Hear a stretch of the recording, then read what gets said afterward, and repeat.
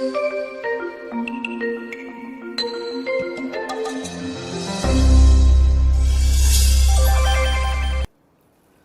laki-laking problema ng mga tao kung sila ay may inggitin.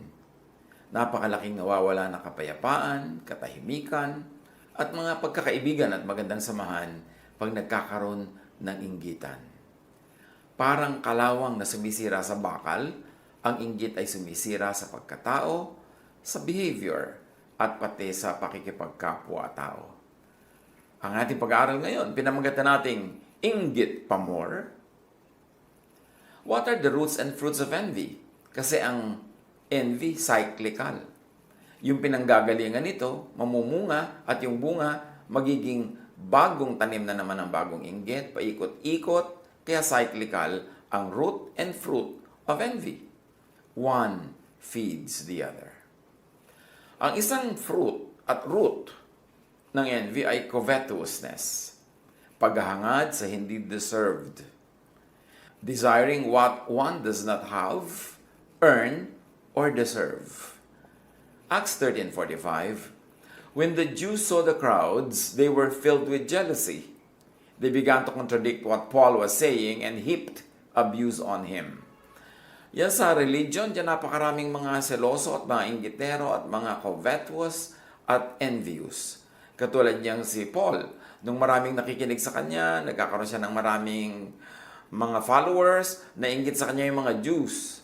So ang ginawa ng mga ito, siya ay pinaulanan ng mga pamumula, paninira, at kung ano-ano pang mga pangongontra. Itong envy, very true to all, but also kahit and especially sa religious circles. Kaya sa religious groups, marami ang mga siraan, batuhan, awayan, kasi nagkakaingitan sila pagka mayroong isang group na lumalaki, isang teacher na dumadami ang nakikinig, naiinggit naman yung iba. Another root and fruit of envy is jealousy. And again, root yan, fruit pa rin. Yung magselos, manibugho, and indulgence in controversies and malicious talk. Pagka ang tao naiinggit, siya ay nagsisimula o sumasali sa mga usapang malisyoso, paninira sa kinaiinggitan. At ang pakikinig naman at pagsali sa ganito mga usapan ay maaaring maging pasimula na naman ng ibang envy of the same people or of other people who are hearing it at maaaring magbukas sa kanila yung ideya na dapat silang mainggit. 1 Timothy 6:4, they are conceited and understand nothing. They have an unhealthy interest in controversies and quarrels about words that result in envy, strife, malicious talk, evil suspicions. And again, this is especially true among very religious people. Ang pag-aaway-away nila tungkol sa words, sa meaning ng words, interpretation and application of words. At yan, malamang ang pinanggagalingan, envy. Kasi kung wala namang nakikinig sa isang leader, wala naman siyang follower, hindi naman siya kinikriticize ng iba, hindi siya pinapansin. Pero oras na dumami ang nakikinig, dumadami din ang critic. So obviously, merong envy involved. Again, sa ganitong kind of evil talk, mahilig dito ang maraming religious experts. Now, what are the signs of envy? Watching other people's lives instead of improving one's own. Ito isang grabing aspeto ng inggit. Yung wala kang ginagawa kundi bantayan ang buhay ng kinakainggitan mo, pakinggan ang kanya sinasabi para hanapan ng maipapanira o maikikriticize. Bantayan ang mga achievements niya para ito ay maliitin. At hadlangan ang kanyang daan para hindi siya matuloy sa kanyang mga gustong puntahan. Ang taong naiinggit, hindi niya naaasikaso ang kanyang sariling buhay. Ang inaasikaso niya ay tumanghod, makinig, manood sa buhay ng kinakainggitan. At saka gagawa niya nun na hindi niya nalalagyan ng enough investment of time, effort, energy yung kanyang sariling buhay, lalo siyang naiiwan ng kanyang kinaiinggitan. Kaya huwag nating bigyan ng space sa buhay ang inggit. Dahil sisirain tayo talaga niyan. Hindi ka na magkakaroon ng lakas para ayusin ang iyong buhay dahil inubos mo na yung lakas mo sa pag-inggit, sa panonood, sa paninira ng taong kinaiinggitan. Another sign of envy is belittling other people's achievements. Yung alam mo na may na-achieve siya, meron siyang magandang nagawa, pero binabaliwala mo, pinapaliit mo yung malaki niyang ginagawa, nagbubulag-bulagan ka sa magaganda niyang nagagawa, yan ay sign of envy. At yung maligning others, especially achievers. Yung pagka may ginawang magandang 10 ay ang hahanapin mo, yung isa o dalawang hindi maganda, o yung hindi nagawa, o sisiraan mo siya. Kung hindi mo masira ang kanyang achievement, at sisirain mo ang kanyang pagkatao, ang mga bagay na may kinalaman sa kanyang personal na buhay, these are all signs of envy. At bakit natin ito pinag-uusapan? Kasi pwedeng tayo mismo nagiging biktima ng pagiging mainggitin, o tayo ang sinisira ng mga naiinggit. And in that case, hindi mo dapat pansinin ang mga naiinggit sa'yo. Basta malinis ang iyong konsyensya, ang iyong budhi ay nakasang-ayon sa magandang kalooban ng Diyos.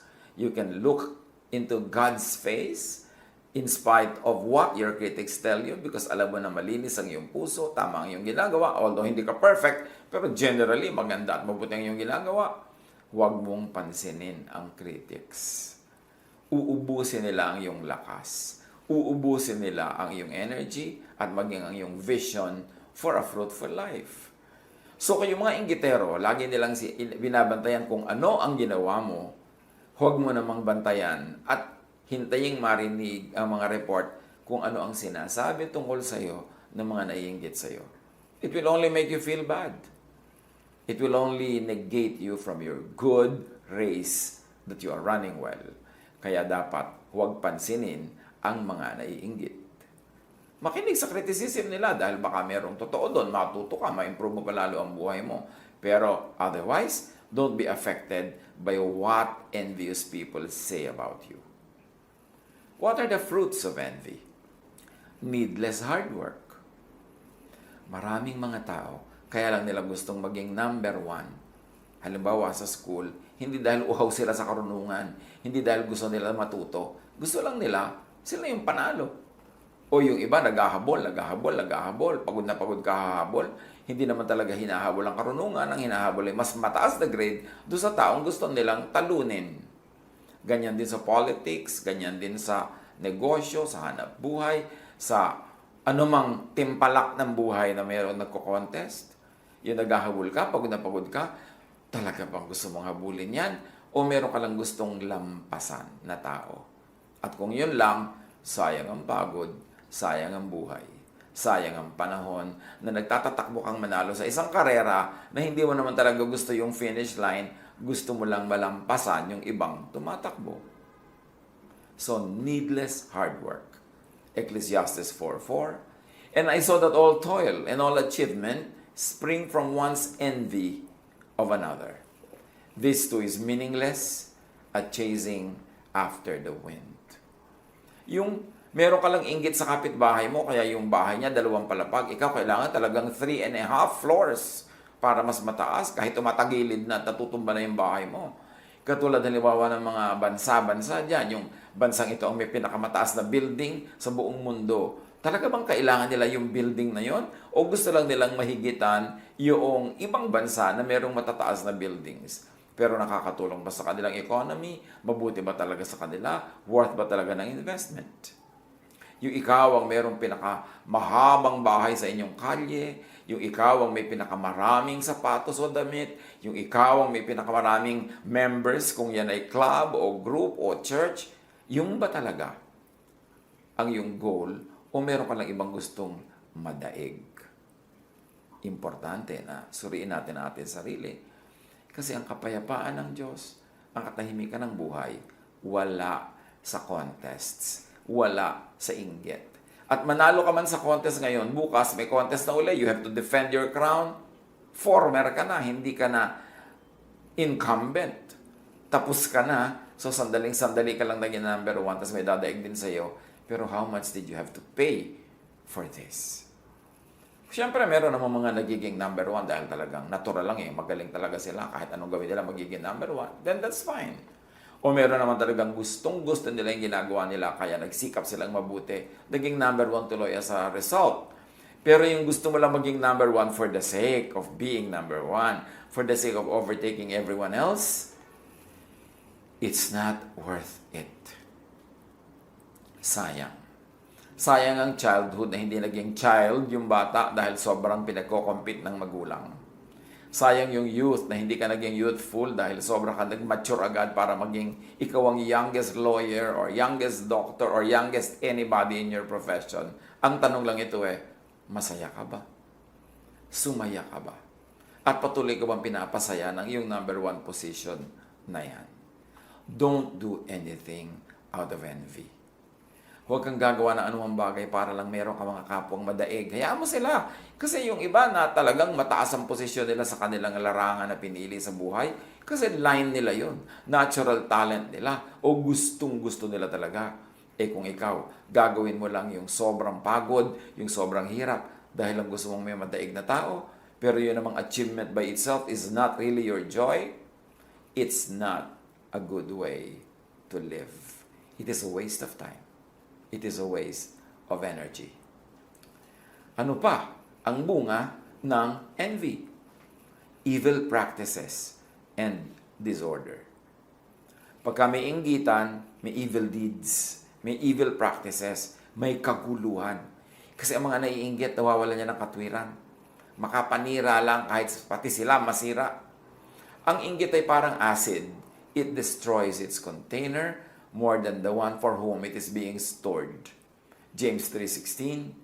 For where you have envy and selfish ambition, there you find disorder and every evil practice. Kahit sa loob ng tahanan, dapat natin itong bantayan. Mga kumisan, magkakapatid na nagko-contest. Mga magkakapatid na nagpapagalingan, nagsisiraan sa isa't isa. Dapat hindi ka na sa bahay. Kasi yung bahay na ang ating huli na ating kanlungan. Doon na lang tayo talagang pwedeng maging relax, pwedeng maging mapagtanggap at matanggap ng ating mga kapamilya. Kaya dapat yung ganyan mga contest, iniiwasan, minimize. At kung pwedeng talagang wala sa mga magkakapatid, sa mga mag-asawa, kung minsan mag-asawa na nga, nagko-contest pa. Contest sa career, contest sa palakihan ng sweldo, contest sa pride, contest sa pagmamahal ng mga anak nila, pinag-aagaw-agawan yung pagmamahal ng anak. No, no, no. This is not the way to live family life. Isa pang bunga ng inggit, cruelty to the object sa kinaiinggitan. Proverbs 27:4, anger is cruel and fury overwhelming. But who can stand before jealousy? Yan ang isa sa mga pinaka-dangerous feelings of all. Jealousy and envy. Napakahirap na mapagselosan at napakahirap na magselos. Mapakahirap na makainggitan at mahirap mainggit. Kaya iwasan na manginggit. Huwag sasadyaing manginggit kasi ang inggit is a negative energy directed against you. So huwag ka magpapainggit. At lalo naman huwag ka mainggit kasi ikaw yung nag-exert ng energy, ikaw yung mapapagod. Another fruit, of course, of envy is grave lack of reason and kindness or pity. Pag naiinggit, nawawala ng katwiran. Nawawala ang bait. Nawawala ang pagiging mahabagin at makatao. Acts 7, verse 9. Because the patriarchs were jealous of Joseph, they sold him as a slave into Egypt. But God was with him. So, kapatid nila, sarili nilang dugo, ibebenta nila para maging alipin dahil lang naiinggit sila dahil parang mas mahal ng tatay nila itong si Joseph. But of course, God continues to bless the blessed. Kaya hindi naman nawala ng blessing si Joseph kahit na isinel pa nila into slavery. In fact, lalo pang gumanda ang buhay nito nung lumaon. Another fruit of envy is non-growth. Tulad ng binanggit natin kanina, ang naiinggit, inuubos ang lakas niya sa panonood ng kinainggitan, sa paninira sa kinakainggitan, at sa pagtanghod sa buhay ng may buhay. Hindi niya tuloy na asikaso ang kanyang sariling buhay. Natural, hindi siya lalago, hindi siya asenso. Disqualification from blessings is another fruit of envy. Pag naiinggit ka, tinatanggalan mo ang sarili mo ng pribilehiyong tumanggap ng pagpapala. 1 Corinthians 3:1-3. I could not address you as people who live by the Spirit, but as people who are still worldly, mere infants in Christ. I gave you milk, not solid food, but you were not ready for it. Indeed, you still are not ready. You are still worldly, for since there is jealousy and quarreling among you, are you not worldly? So pagiging makalupa lang at hindi makalangit ang pagiging mainggitin at mapanibughuin. It disqualifies us from receiving blessings from heaven. And of course, another fruit of envy is death and decay.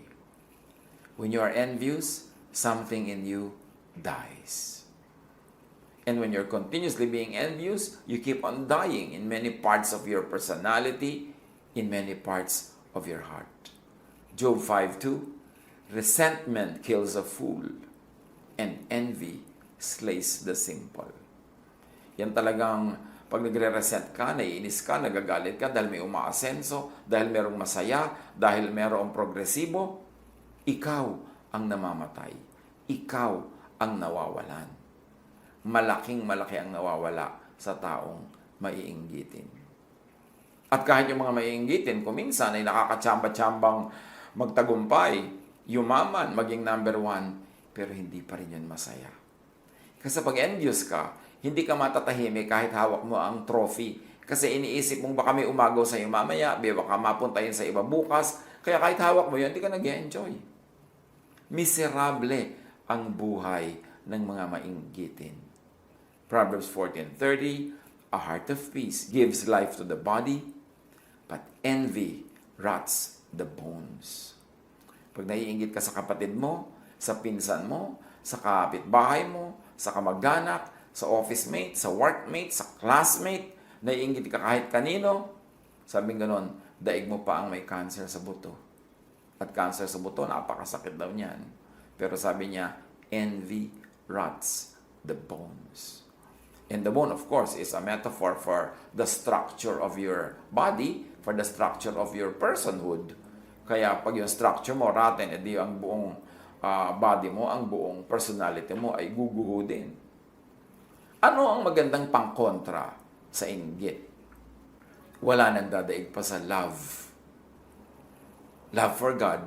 Pagka mahal mo ang Diyos, walang space yung mainggit ka pa sa iba. Kasi napupuno ka ng pagmamahal mo sa Diyos. Love for God's work and for other workers. Love for what is good. Kaya nang turo ni Jesus lagi, i-develop natin yung love, lagi natin i-consider, bigyan ng space, choose the loving ways. Kung maraming paraan ng pag-handle ng isang situation, choose love because love begets love. At sabi sa 1 Corinthians 13:4, love is patient. Love is kind. It does not envy. It does not boast. It is not proud. At sino ang taong mapapahinga? Di yung hindi proud, yung hindi boastful. Kasi hindi niya kailangan mag-maintain ng image sa ginagawa niya tungkol sa kanyang sarili. Hindi niya kailangan laging daigin ang kanyang kapwa. Hindi niya laging kailangan maging the best and number 1. Makakapahinga siya. Relax ang kanyang buhay. Ano pa ang pangontra sa envy? Ask God for what you want so you could be happy with what you make and with what you have. Ask God so that you could be happy with life. Ask. Ano pa talagang gusto mo sa buhay? Ask for it. Kung gusto mo ng bola, ask for it. Huwag mong agawin yung bola ng iba, huwag mong sirain yung bola ng iba, at huwag mong siraan yung iba dahil magaling silang maglaro ng bola. Ask for what you want. James 4:2, you desire but do not have. So you kill. You covet but you cannot get what you want. So you quarrel and fight. You do not have because you do not ask God. Kasimple, no? You do not have because you do not ask God. Only those who are not happy with their own lives watch other people's lives, are envious of others, and they try to destroy other people. Pag hindi ka masaya sa sarili mong buhay, dun ka lang nagkakaroon ng oras, lakas at panahon para bantayan ang buhay ng iba. para mainggit sa buhay ng may buhay at para sirain ang magagandang nangyayari sa buhay ng kapwa. Pero sasabihin mo, lagi naman ako nagpe-pray. I always ask God for what I want. But to ask means to think of it, to focus on it, and to work on it, and to work for it. Hindi lang to ask with words. Ang tunay na asking, ang tunay na prayer, yung iniisip mo lagi, ginagawa mo lagi, nakatuon ka, lagi mong ginagawa kung ano ang pwedeng magawa mo para mapalapit ka doon sa gusto mo, para makamit mo siya. Hindi lang hingi ka ng hingi sa salita. Kailangan nakafocus ang iyong gawa, nakafocus ang iyong isip, at nananalig ka na ibibigay yun sa iyo ng Diyos. Isa pa na paraan para tayo ay magkaroon ng pangontra sa inggit, know yourself as God made you. Don't try to know others as God made them. Know yourself as God made you.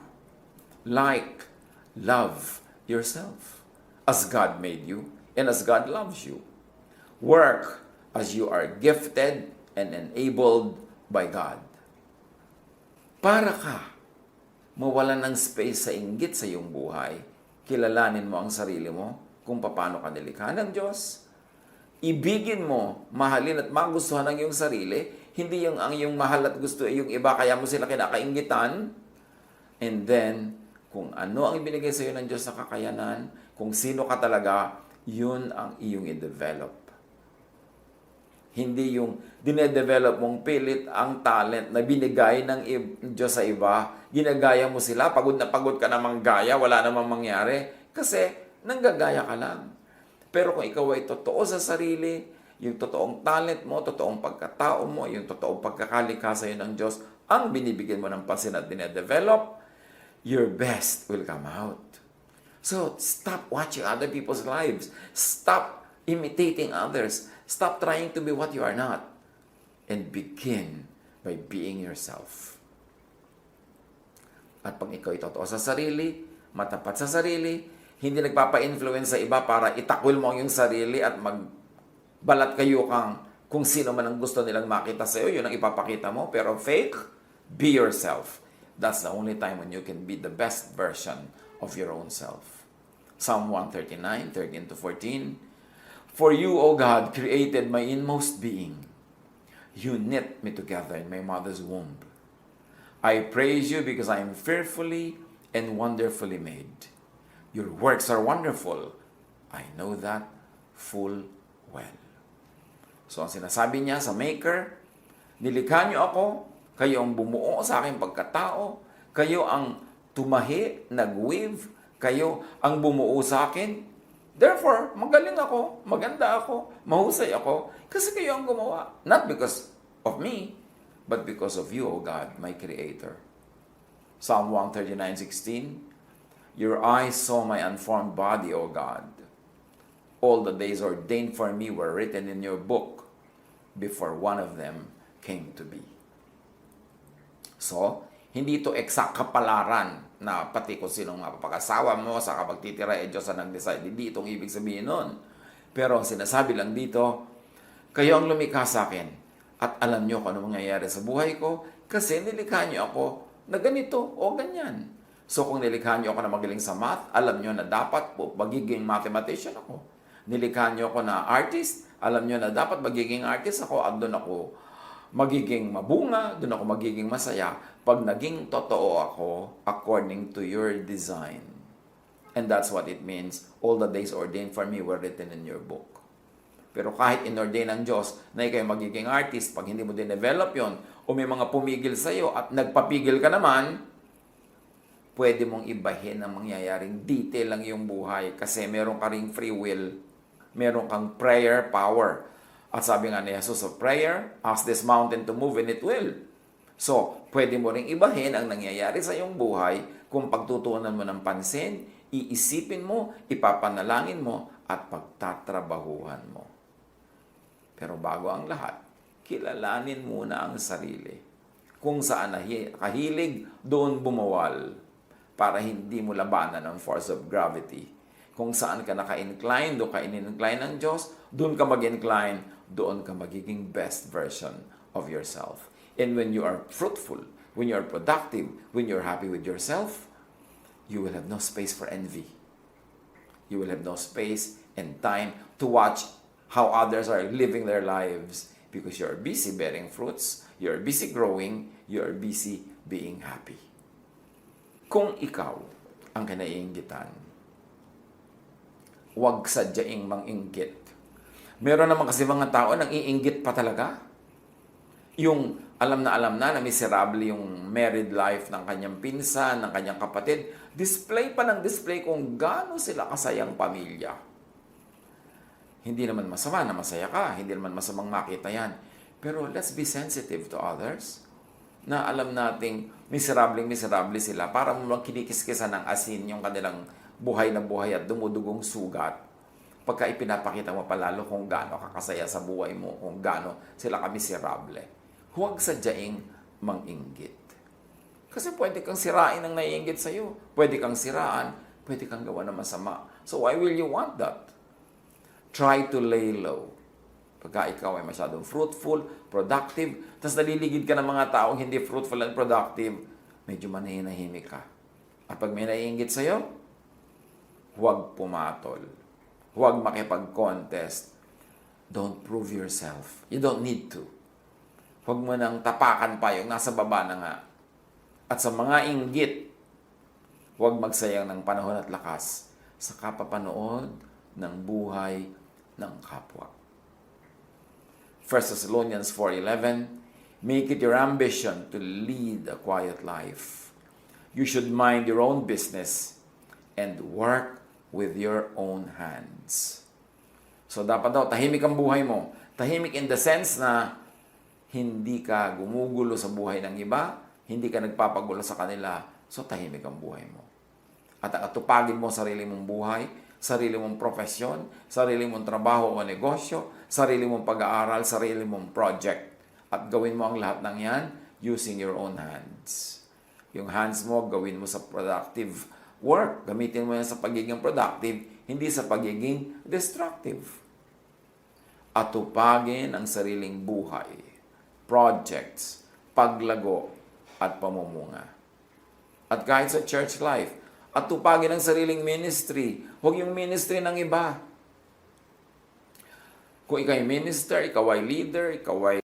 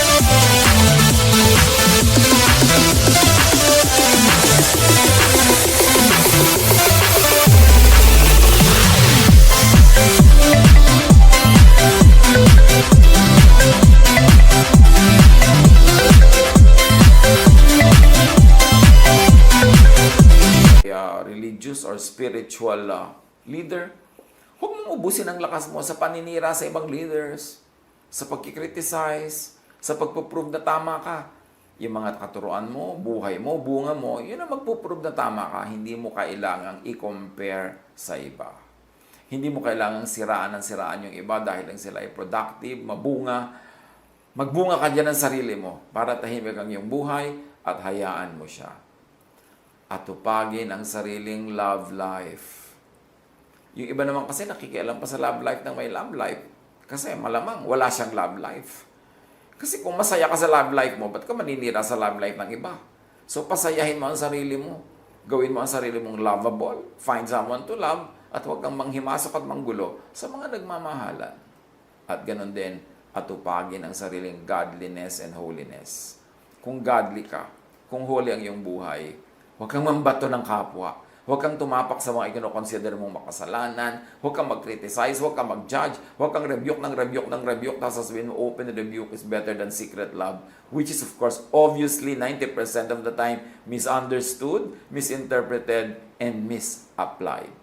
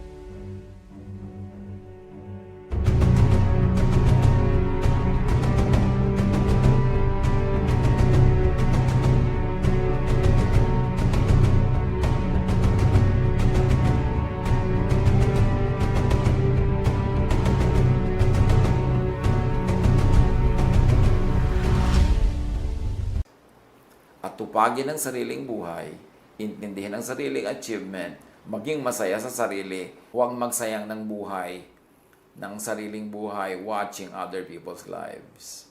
Huwag mainggit, ikaw ang talo. At kung kinaiinggitan, fly beneath the radar. Huwag na lang magpapansin pa. Makabubuti sa'yo kung ikay achiever, fruitful, masaya, na huwag kang mapansin ng mga naiinggit. I-apply ito sa buhay. Pag-isip-isipan para sa sariling kapakanan. God bless us all.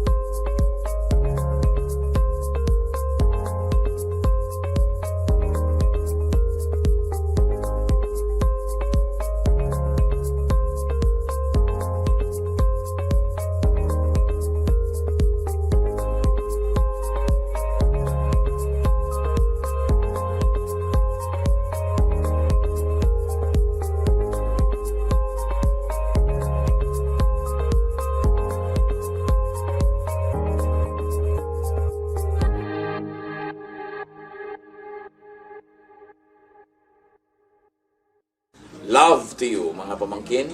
Dito tayo mag-aral ng salita ng Diyos. Dito tayo mag-aral ng mga practical na bagay, magdalanginan para sa isa't isa, makinig ng mga mensahe, at dito tayo magsasama-sama spiritually sa ating official Ed Lapis YouTube channel na ang address ay Sabi ni Kuya Ed. Remember, dito tayo ha, Sabi ni Kuya Ed, ang ating official YouTube channel.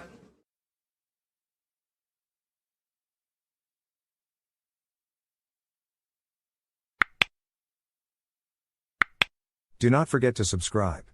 Click the subscribe button and ring the bell for notification. Like, comment, and share our official YouTube channel.